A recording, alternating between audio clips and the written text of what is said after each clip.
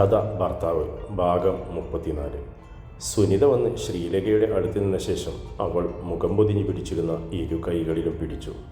കരയല്ലേ ചേച്ചി, ഇനി കരഞ്ഞിട്ടെന്തിനാ? അടുത്തത് എന്ത് വേണമെന്നല്ലേ നമ്മൾ നോക്കേണ്ടത്. ഇത് ഇവിടം കൊണ്ട് തീർന്നെന്ന് ചേച്ചി കരുതുന്നുണ്ടോ? ശ്രീലേഖയുടെ കൈകൾ അവളുടെ മുഖത്തു നിന്നും സുനിത ബലമായി പിടിച്ചു മാറ്റി.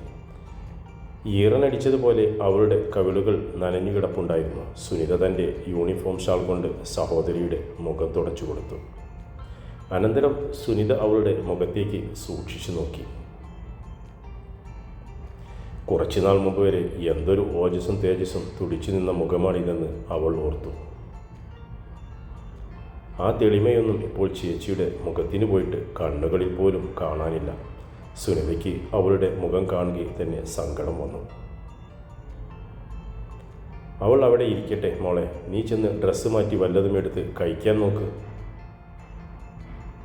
സരോജിനി അമ്മ സുനിതയെ അവിടെ ശ്രീലേഖയുടെ അടുത്ത് നിന്നും മാറ്റാൻ വേണ്ടി പറഞ്ഞു. ഞാൻ കഴിച്ചോളാം, അത് അമ്മ വന്ന് നിന്ന് എന്നെ ഇങ്ങനെ ഇടയ്ക്കിടയ്ക്ക് ഓർമ്മിപ്പിക്കേണ്ട. ഞാൻ നിന്നെ ഓർമ്മിപ്പിക്കാൻ വേണ്ടി പറഞ്ഞതൊന്നുമല്ല, നിനക്ക് വിശപ്പ് കാണുമല്ലോ എന്ന് ഉദ്ദേശിച്ചുള്ളൂ. നമ്മൾ വന്നിങ്ങനെ ഇവരുടെ ചുറ്റിനും കൂടി നിൽക്കുന്നതെങ്ങാനും കണ്ടുകൊണ്ട് അവൻ കയറി വന്നാൽ. സരോജിനിയമ്മ അർദ്ധോക്തിയിൽ നിർത്തിയിട്ട് അവർ രണ്ടുപേരെയും മാറി മാറി നോക്കി. കയറി വന്നാൽ എന്താ? നമ്മൾ നിൽക്കുന്നത് ചേച്ചിയുടെ അടുത്തല്ലേ? അതുമല്ല, നമ്മൾ അന്യരൊന്നുമല്ലല്ലോ. ഈ റൂമിൽ കയറിയിരുന്ന് ശ്യാമേട്ടൻ തീരുമാനിക്കാൻ. നമ്മളല്ലാതെ ആരാ അമ്മ പിന്നെ ചേച്ചിയുടെ അടുത്ത് വന്നിരിക്കേണ്ടത്?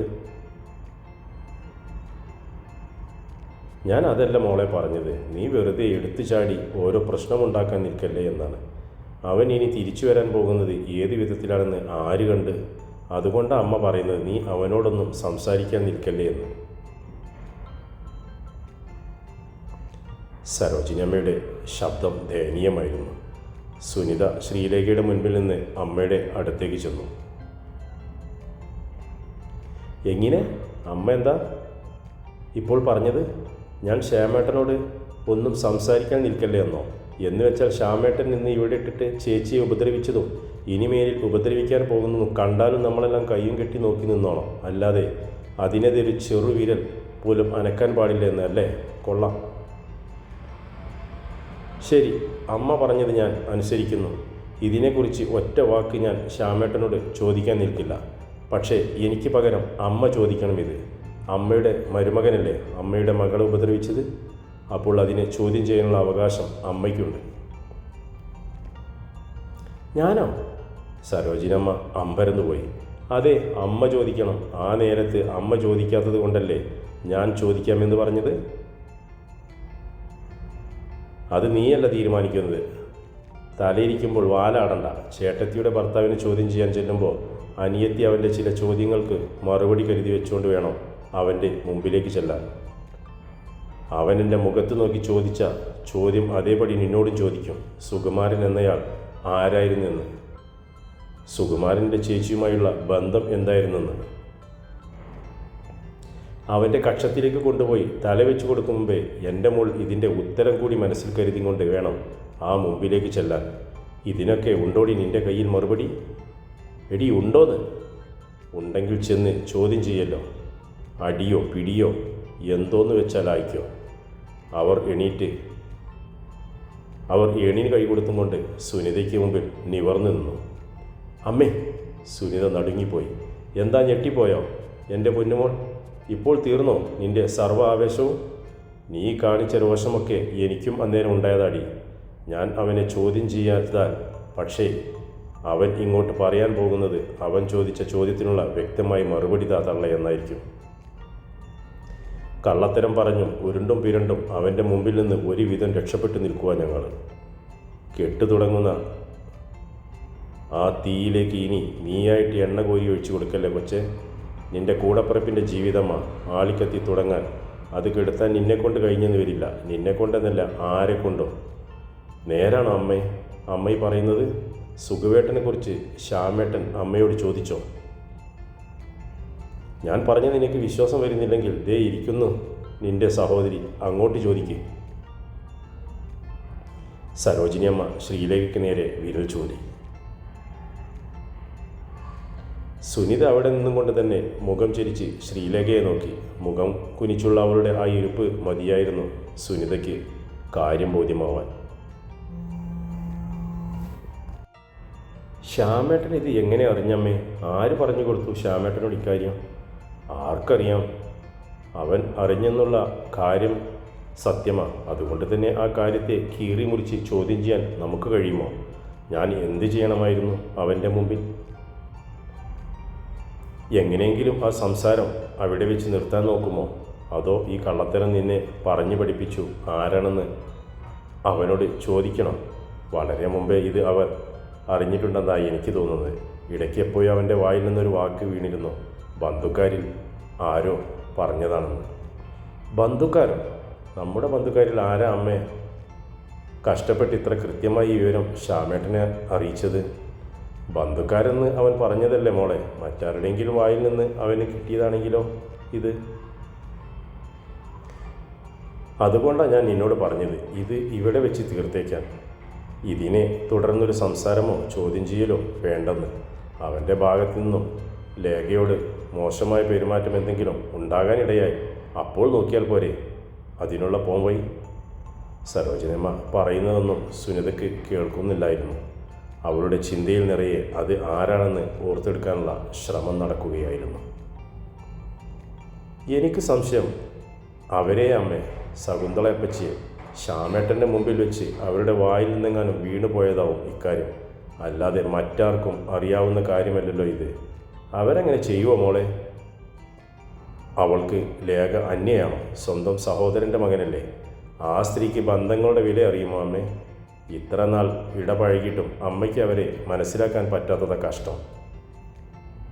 വരട്ടെ, എപ്പോഴെങ്കിലും അവരിങ്ങോട്ട് വരാതിരിക്കില്ലല്ലോ. ഞാൻ ചോദിച്ചോളാം. സരോജിനിയമ്മ എന്തോ തീരുമാനിച്ചുറപ്പിച്ച മട്ടിൽ പറഞ്ഞു. സുനിത ശ്രീലേഖയുടെ അടുത്തേക്ക് ചെന്ന് മേശ വിളുമ്പിലേക്ക് ഒരു കാൽ കയറ്റി വെച്ചിരുന്നു കൊണ്ട് അവളുടെ മുഖം പിടിച്ചുയർത്തി. ശ്യാമേട്ടൻ എന്തെങ്കിലും ചോദിക്കുമ്പോൾ അത് അംഗീകരിച്ചു കൊടുക്കും മട്ടിൽ ഇങ്ങനെ മുഖം കുനിച്ച് നിന്നേക്കല്ലേ? ചേച്ചി ഒരു തെറ്റും ചെയ്തിട്ടില്ലെന്ന് ഞങ്ങളെക്കാൾ ബോധ്യമുള്ളത് ചേച്ചിക്കല്ലേ? പിന്നെ എന്തിനാ ഈ ഭയം? ചേച്ചിയുടെ ഈ പേടിയാ ശ്യാമേട്ടൻ മുതലെടുപ്പ് നടത്തുന്നത്. ഇനിയും ശ്യാമേട്ടൻ ചേച്ചിയെ ഇതിൻ്റെ പേരിൽ കുറ്റപ്പെടുത്താനോ ചോദ്യം ചെയ്യാനോ അപമാനിക്കാനോ തുനിഞ്ഞാൽ ഒഴിഞ്ഞ് തന്നേക്കാൾ പറഞ്ഞേക്കണം. ഇങ്ങനെയിട്ട് പീഡിപ്പിക്കാനല്ലല്ലോ അങ്ങേർക്ക് ചേച്ചിയെ കല്യാണം കഴിപ്പിച്ചു കൊടുത്തത്. മതിയടി, നിർത്തടി. സരോജിനിയമ്മ പെട്ടെന്ന് ഇടയ്ക്ക് കയറി. കല്യാണം കഴിഞ്ഞിട്ട് 6 മാസം തികച്ചായില്ല. അതിനു മുമ്പ് അനിയത്തി വന്ന് നിന്ന് ചേട്ടത്തിക്ക് കൊടുക്കുന്ന ഉപദേശം കണ്ടില്ലേ? ഭർത്താവ് എന്തെങ്കിലും ഒന്ന് പറഞ്ഞാലുടൻ അവനെ അങ്ങ് മൊഴി ചൊല്ലിയേക്കണമെന്ന്. കൊള്ളാലൊടി സുനിത നീ. എന്തെങ്കിലും അല്ലമ്മേ, അതിന് വ്യക്തമായ കാരണമുണ്ടായിട്ട് തന്നെയാ. അല്ലെങ്കിൽ തന്നെ ഇതുപോലൊരു കള്ളുകുടിയനെ ചുമക്കേണ്ട കാര്യം ചേച്ചിക്ക് എന്താ? കള്ളു കുടിച്ച് കഴിയുമ്പോഴാണല്ലോ അയാൾക്ക് തലയ്ക്ക് പെരുപ്പ് കയറുന്നത്. അതോടെ വേണ്ടാത്ത ചോദ്യം ചെയ്യലായി, തല്ലായി, പിടിയായി. എന്തിനാ ഇങ്ങനെ നരകിച്ച് ജീവിക്കുന്നത്? അതിനും എത്രയോ ഭേദമാ ഒറ്റയ്ക്ക് കഴിയുന്നത്. അത്രയും പറഞ്ഞിട്ട് സുനിത താൻ പുറത്ത് വെച്ചിട്ട് പോന്ന ബാഗ് എടുക്കാൻ ചെല്ലുമ്പോഴാണ് അതെടുത്തും കൊണ്ട് അകത്തേക്ക് ശ്രീകുട്ടൻ വരുന്നത് കാണുന്നത്. അവൻ വൈകിട്ടത്തെ ട്യൂഷൻ കഴിഞ്ഞുള്ള വരവാണ്. 2 ബാഗും അവൻ ഇരു കൈയിലും പിടിക്കാൻ നോക്കുമ്പോൾ സ്വാധീനക്കുറവുള്ള കാൽ നിലത്തുറയ്ക്കുന്നത് കണ്ട് സുനിത ഓടി വന്ന് തൻ്റെ ബാഗ് വാങ്ങിച്ചെടുത്തു. നീ എന്തിനാടാ അതെടുക്കാൻ നിന്നത്? ഞാനങ്ങോട്ട് വരികയായിരുന്നല്ലോ. അവൾ അവനെയും ചേർത്ത് പിടിച്ചുകൊണ്ട് തൻ്റെ റൂമിലേക്ക് പോന്നു. സന്ധ്യയായതോടെ സരോജിനിയമ്മയ്ക്ക് ഒരു ഭീതിയുണ്ടായിരുന്നു. ശ്യാംസുന്ദർ രാത്രിയിൽ ഏതു വിധേനയാണ് തിരിച്ചു വരികയെന്ന് പറയാൻ വയ്യ. എന്നാൽ തന്നെ അവന് മറ്റുള്ളവരോടുള്ള പെരുമാറ്റം എങ്ങനെയായിരിക്കുമെന്ന് ഊഹിക്കാനേ കഴിയുന്നില്ല. രാത്രിയിൽ അവൻ എന്തെങ്കിലും ഒച്ചയുണ്ടാക്കിയാൽ സുനിത കയറി അത് ഏറ്റുപിടിക്കുമോ എന്നാണ് അവർക്കുള്ള മറ്റൊരു പേടി.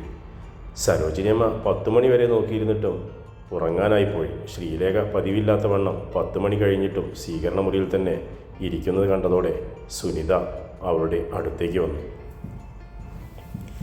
ചേച്ചി കിടക്കുന്നില്ലേ? അതോ ഇന്ന് ഇവിടെ ഇരുന്ന് ഉറങ്ങാനാണോ പ്ലാൻ? നിങ്ങൾ പഠിച്ചു കഴിഞ്ഞെങ്കിൽ പോയി കിടന്നോ. ശ്യാമേട്ടൻ വന്ന് വിളിക്കുമ്പോൾ വാതിൽ തുറന്നു കൊടുക്കണ്ടേ? ഞാൻ പിന്നെ കിടന്നോളാം. ശ്യാമേട്ടൻ ഇന്ന് വന്നില്ലെങ്കിലോ ചേച്ചി? ഇവിടെ ഒന്ന് ഉറങ്ങുമോ? ശ്യാമേട്ടൻ വരുമ്പോൾ ബെല്ലടിക്കില്ലേ ചേച്ചി? അപ്പോൾ വന്ന് വാതിൽ തുറന്നാൽ പോരെ? അല്ലെങ്കിൽ ചേച്ചി എണീറ്റ് വാ, ഞങ്ങളുടെ റൂമിൽ വന്നിരിക്കെ, നമുക്ക് സംസാരിക്കാം. അവൾ വന്നു ശ്രീലേഖയുടെ കയ്യിൽ പിടിച്ചെണീപ്പിച്ചു. പിന്നെ അവർ സഹോദരിയെ തൻ്റെ റൂമിലേക്ക് കൂട്ടിക്കൊണ്ടുപോയി. അവിടെ അവർ ചെല്ലുമ്പോൾ ശ്രീകുട്ടൻ ഉറങ്ങാനുള്ള ഒരുക്കത്തിലായിരുന്നു. ശ്രീലേഖയെ കണ്ട് അവൻ ബെഡിൽ എണീറ്റിരുന്നു. ചേച്ചി ഇന്ന് ഇവിടാണോ ഞങ്ങളുടെ കൂടെ? അവൻ തിരക്കി. അതുകൊണ്ടല്ല ചേച്ചി ഇന്ന് ഇങ്ങോട്ട് പോകുന്നത്. അപ്പോൾ ഇന്ന് ശ്യാമേട്ടൻ വരത്തില്ലേ നമ്മുടെ വീട്ടിലേക്ക്? വരുമായിരിക്കും. ശ്രീലേഖ സുനിതയുടെ ബെഡിലേക്ക് ഇരുന്നതും ശ്രീകുട്ടൻ വന്ന് കട്ടിലേക്ക് ഇരുന്ന ശേഷം തല അവളുടെ മടിയിലേക്ക് വച്ച് കിടന്നു. എത്ര നാളായി ഞാൻ ഇങ്ങനൊന്ന് കിടന്നിട്ട്? അവൻ കുറച്ചുകൂടി അവിടെ ചുരുണ്ടുകൂടി കിടന്നു. സുനിത തൊട്ടടുത്ത് അത് നോക്കിയിരിക്കുന്നത് കണ്ടപ്പോൾ ശ്രീലേഖ ചോദിച്ചു, എന്താടി നിനക്ക് കിടക്കണോ? നീ അതിനെ എന്നെ ഇവിടെ നിന്ന് വിളിച്ചും കൊണ്ട് വന്നതെന്ന് എനിക്കറിയില്ലേ? വാ, ഇവിടോട്ട് നീയും കിടന്നോ. സുനിതയെ അവൾ തന്നെ മറുവശത്തേക്ക് ചായ്ച്ചു കിടത്തി. എപ്പോഴോ അവർ ശ്രീലേഖയുടെ മടിയിൽ കിടന്ന് മഴങ്ങിപ്പോയിരുന്നു. സഹോദരങ്ങൾക്ക് മീതെ ശിരസ് ചായ്ച്ചു വെച്ച് ശ്രീലേഖയും ഒന്ന് കണ്ണടച്ചു. ആ രാത്രി ശ്യാംസുന്ദർ തിരിച്ചെത്തുകയുണ്ടായില്ല.